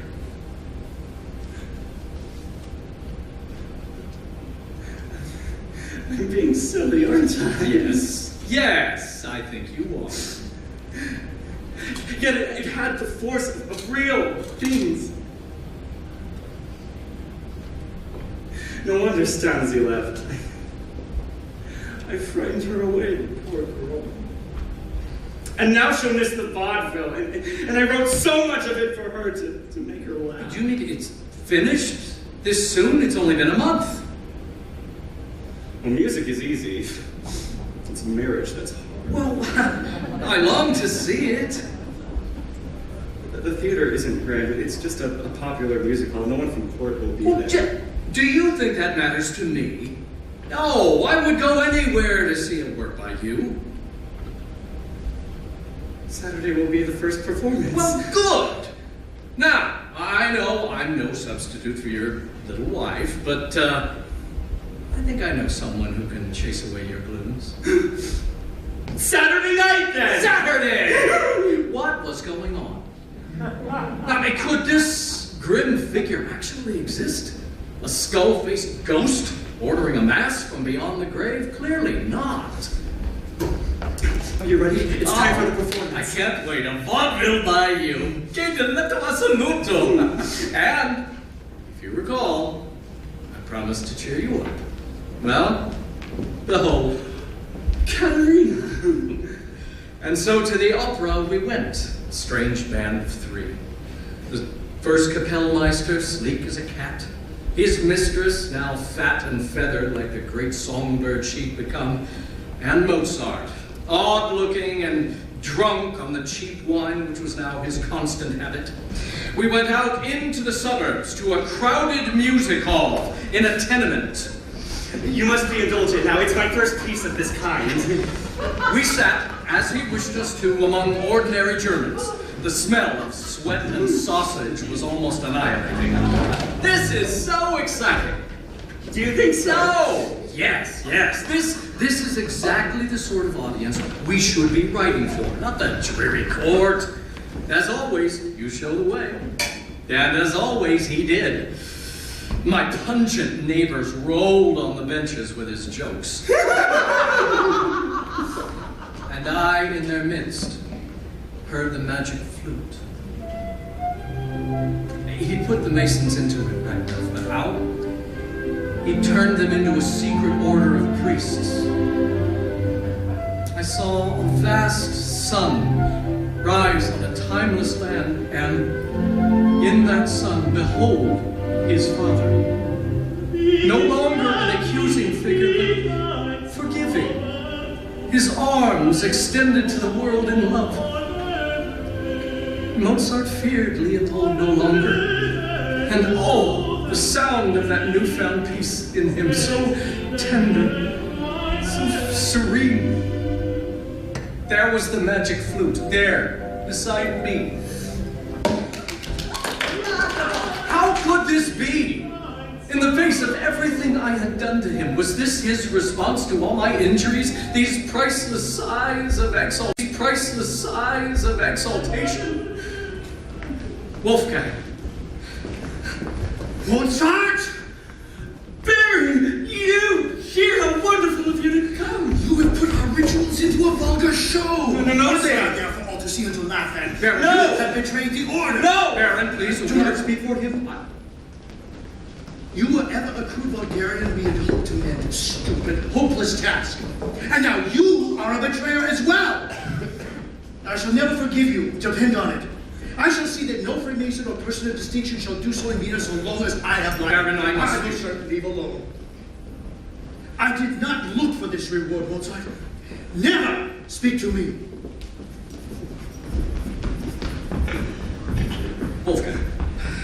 Wolfgang, all is not lost. But of course it was.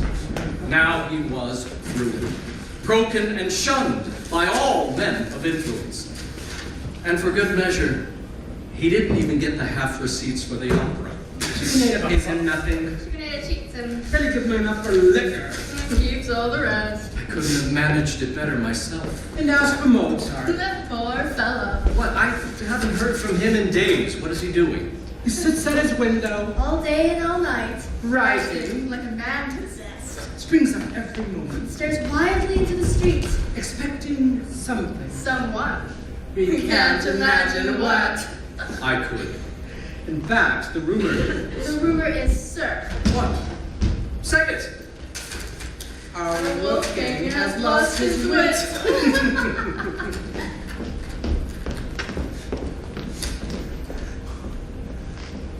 Could that be true? Is that possible? Madness? I hadn't thought of that. Him retreating into that terrible refuge. And yet, there would lie victory. Surely loss of wits must mean loss of talent. I had to know. See for myself. I couldn't wait. And so it was, incredibly late, one freezing November night in 1781. I found myself hurrying across the city under a churning sky and a hidden moon, and at last I saw the place to which I had consigned him. A filthy chamber in total disorder, empty bottles everywhere, discarded linen, and on the floor an inky pavement of fresh manuscripts. I knew exactly what these were. Well, what is all this?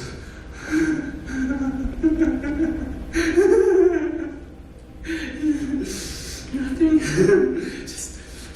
Just silliness. A new piece. The Requiem. It's that Requiem, isn't it? I know. It's stupid. To be exact, I'm feeling very poorly. My friend. It's true. My body hurts all day. My joints and my head. And I know why. I've been poisoned. Poison? They say the Masons poison people who offend them. What did I mean? What are you saying, my friend? Isn't it obvious? It's for me. That's all. What? What is? The Mass. It's for me. Myself. It's ordered. I am to write my own. I wonder, sir, if you could unpage me, just take a look at it. Just a page or two. And tell me if it's worthy. The curious finish, you need only read that. Curious. The first thing, it lays on the second, both together, make a double fugue. My father would have approved of that. He said, only you, my boy. Only you could have done it. Please.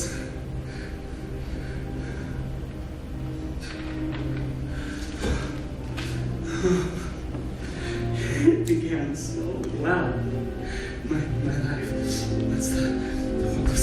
full and so happy.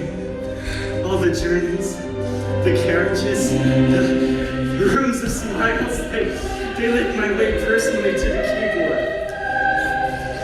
Once, Papa bowing, Chevalier Mozart, my miraculous son.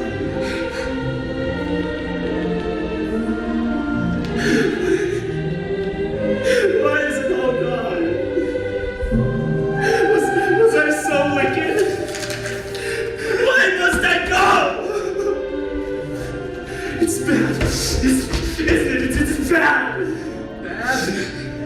This will help the ages to mourn. Grazie, signore.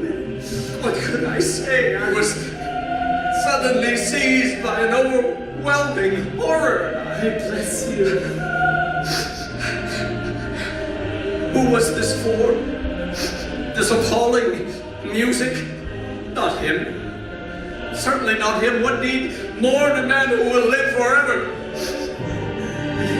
I cannot believe you sought me out. No one seeks me out anymore.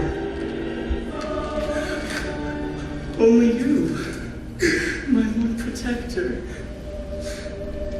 Antonio. I stood there and I knew absolutely who this was for. The boy! That eager boy who used to stumble around the fields of Lombardy, singing up his anthems to his God. In 10 years of unrelenting spite, I had destroyed myself. Wolfgang, please listen to me. You must hear me. You are poisoned. It is true. By me. No, none but me. We are both poisoned. Together. Just you with me. I with you. Both of us together. Excuse me, sir. Tutti, do it. I am stupid. Tu con me, io con te. Day after day, I eat what God gives me. Dose after dose for all of life. His poison to me! This makes no sense! No, none! And now you're going! You're right. You're done now. He doesn't need you anymore. You're too feeble to be used. And God does not care, Amadeus. He does not care. God cares nothing for whom he uses, nothing for whom he denies. We're at least equal in that, huh? Stop it! Stop it! You're frightening me! Please, you must grant me forgiveness, please. For heaven's sake, no one thank you. No, please. Go away, please. Well, go away. God needs you. Absolution. Amadeus. Amadeus. Papa, take me. Papa, take me.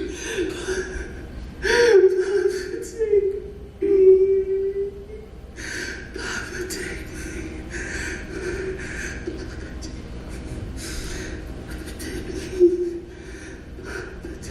Use the man, use the God. Behold my vow fulfilled. The profoundest voice in the world, reduced to a nursery rhyme. To a nursery rhyme.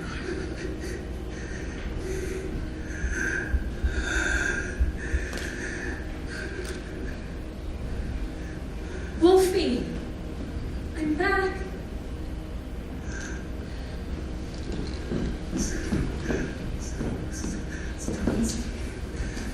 Wolfie, I'm back.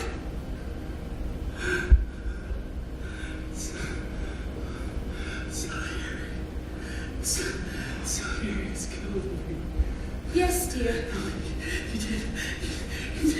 He told me so. Yes, I'm sure. He did. Yes, dear. Salieri. Oh, hush now, lovey. I'm back to take care of you. I'm here now for always. Be silent now, lovey. No one has hurt you. You'll get better soon. I promise. Be silent now, lovey. Can you hear me? Try to, Wolfie, try to hear. If I've been a bore, if I've nagged a bit about money, it didn't mean anything. It's only because I'm spoiled. You spoiled me, lovey. You've got to get well, because we need you. Carl and baby Franz as well. There's only the three of us. We don't cost much. Just don't leave us. We wouldn't know what to do without you, and you wouldn't know much either up in heaven without us. You soppy thing. You can't even cut up your meats without help. I'm not clever, lovey. Can't have been easy living with a goose, but I've looked after you. You must admit that. I've given you fun too. Quite a lot, really. Are you listening? The one thing was the best day of my life when you married me. And as long as I live, I'll be the most honored woman in the world. Can you hear me?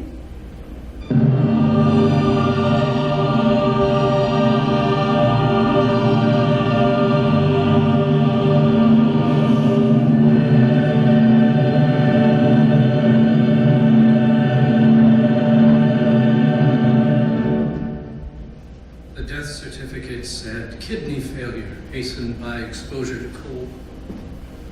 Generous Lord Fugue paid for a pauper's funeral. 20 other corpses in an unmarked lime pit. And what did I feel? Pity. Yes, pity for the man I had helped destroy. I felt the pity that God can never feel. I weakened God's flute to a thinness. God blew as he must without cease. The flute split in the mouth of his insatiable need. As for Constanza, in the fullness of time she married again a Danish diplomat, dull as a clock, and retired to Salzburg, the birthplace of the great composer, to become the pious keeper of his shrine. A sweeter-tongued man never lived. In 10 years of blissful marriage, I never heard him utter a single coarse or conceited word. The purity of his life is reflected absolutely in the purity of his music. In selling his manuscripts, I charge by the ink. So many notes, so many shillings. That seemed to me the simplest way.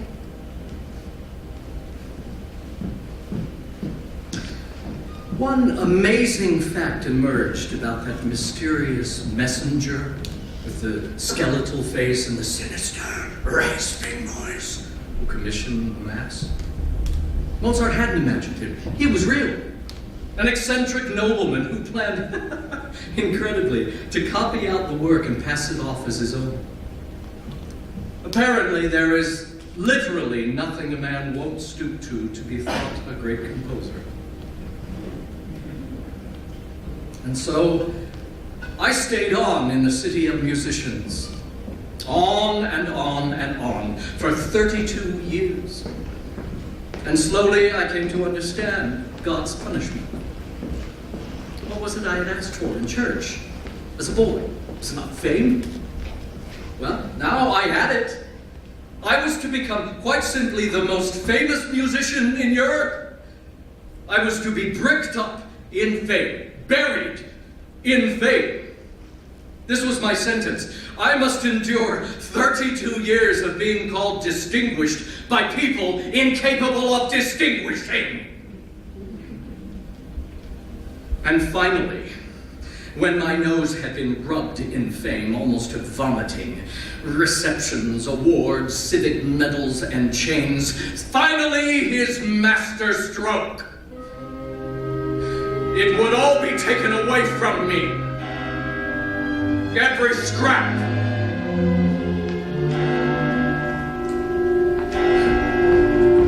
Mozart's music would sound everywhere, and mine in no corner of the earth. I must survive to see myself become extinct. Nemico de nemici, Dio implacabile!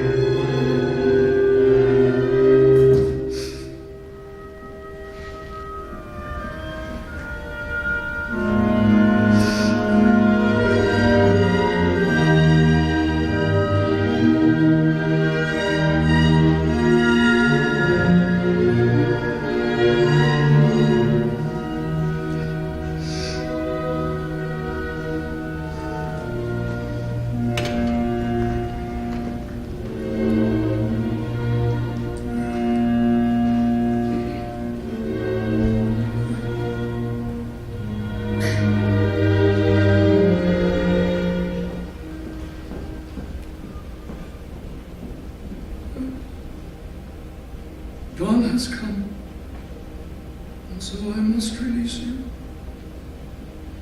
One moment of violence and it is over. And you see, I cannot accept this. I did not live on this earth to become his joke for eternity. I have one trick left to me. See how he manages this. All this week, I have been shouting about murder. You heard me yourselves, remember? Mozart, Pietà, pardon your assassin, Mozart. Now my name is on every tongue. Vienna, city of scandals, has a scandal worthy of it at last. Would it be? Is it really true? Could he have done it? Now, my friends, they will know for sure. They will learn of my dreadful death, and they'll believe the lie forever. From this day, when men speak Mozart's name with love, they will speak mine with loathing. As his name grows in the world, so mine with it. If not in fame, then in infamy. I'm going to be immortal after all.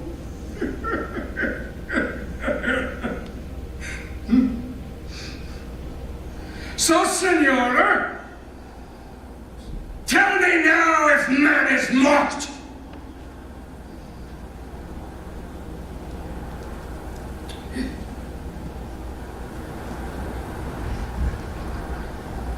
Amici, cari,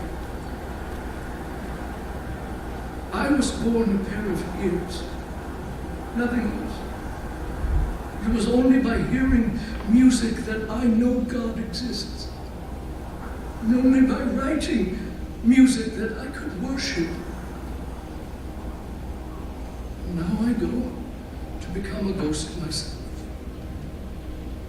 I will stand there in the shadows as you come to this earth in your turns. And when you feel the dreadful bite of your failures and hear the taunting of the unachievable, uncaring God, I will whisper my name to you. Antonio Salieri, patron saint of mediocrities. And in the depths of your downcastness, you can pray to me, and I will forgive you.